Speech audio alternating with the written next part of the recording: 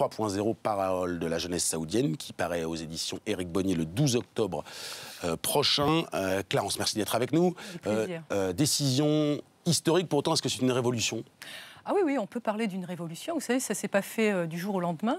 Depuis 1990, donc depuis 27 ans, vous avez des femmes qui militent pour le droit de conduire, au péril d'ailleurs de leur vie. Vous savez, en 1990, il faut remonter à 1990, 47 femmes ont été arrêtées, elles ont été humiliées. Vous avez eu l'épisode, vous savez, pendant le printemps arabe de Manal al-Sharif, qui a été arrêtée, 9 jours incarcérée. Et puis tout récemment, Loujain et Meissam, qui ont été arrêtées, incarcérées 75 jours et qui ont été considérées, pour avoir conduit, elles ont été considérées comme des terroristes. Il faut quand même... voilà. Alors c'est vrai que c'est une révolution dans une société fermée, une société archaïque, conservatrice, parce qu'il faut bien savoir aussi que ce sont peu de femmes qui veulent conduire, parce que vous avez pas mal de femmes qui ne souhaitent pas conduire.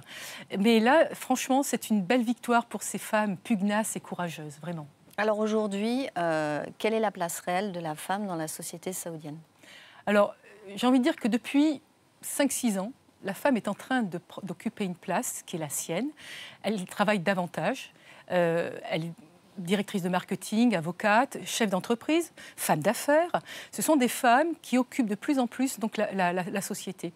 Et ce sont elles, je veux dire, qui ont poussé le roi, je veux dire, et y compris son fils, parce que c'est un décret royal, roi Salman, mais c'est surtout Mohammed bin Salman, le prince héritier, qui en est l'instigateur. Mais sous l'impulsion de ces femmes qui, depuis quelques années, essaient donc d'occuper cette place. Et c'est vrai que depuis quelque temps, eh bien, pas à pas. Moi, j'ai toujours pensé que c'était, vous savez, à pas compter, ces femmes avancent.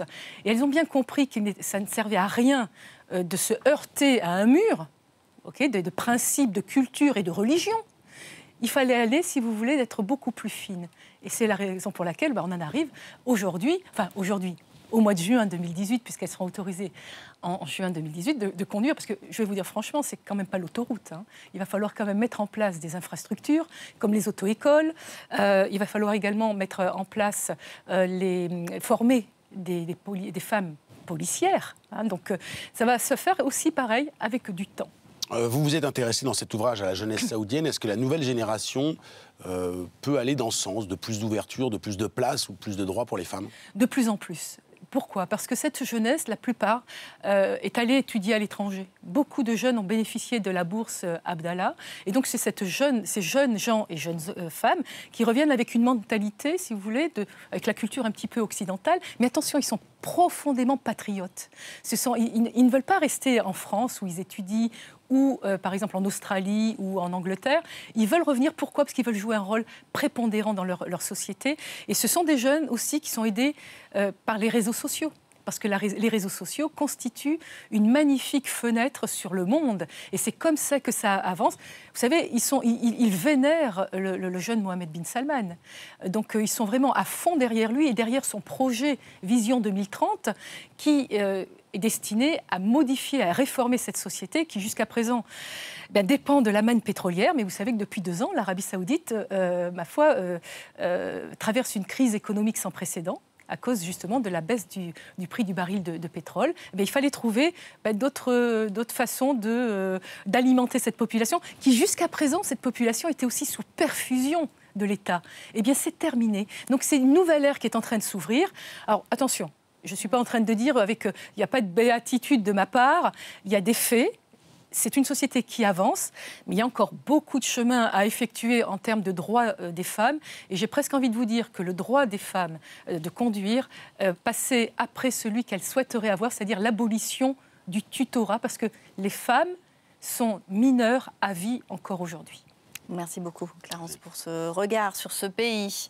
Le football, à présent, avec la 2e journée de la phase de poule de la Ligue des Champions. Défaite très lourde, 3-0 de Monaco à domicile face à Porto.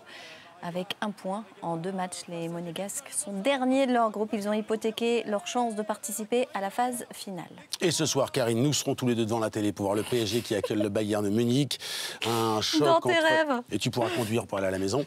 Le choc entre le nouveau riche du football européen et l'institution bavaroise. Il y a beaucoup de progrès à faire aussi en France. Je suis d'accord. Mais je progresse. Une question très sérieuse. Le club parisien est-il désormais l'égal des grands ? Réponse Saber Desfarges.